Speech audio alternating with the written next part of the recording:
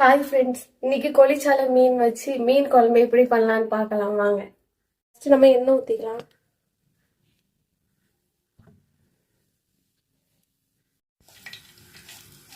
கொஞ்சம் வெந்தயம் போட்டுக்கலாம்.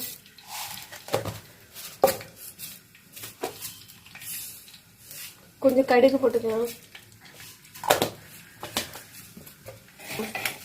இப்போ கருவேப்பிலை போட்டுக்கலாம்.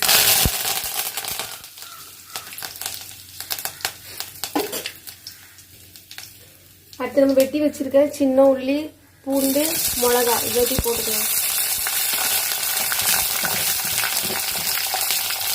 கொஞ்சம் உப்பு போட்டுக்கலாம். இப்போ இதை நல்லா கிண்டி விட்டுக்கலாம்.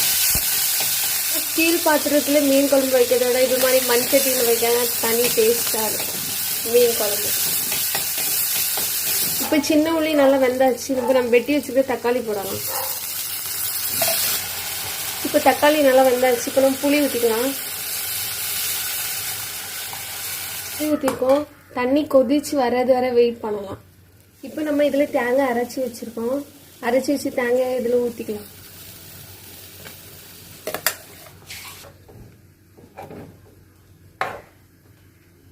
இதில் கொஞ்சம் உப்பு போட்டுக்கலாம். அதுக்கப்புறம் கொதிச்சு வந்த பிறகு உப்பு பத்தலைன்னா திரும்ப போட்டுக்கலாம். நம்ம மீனை போட்டுக்கலாம்.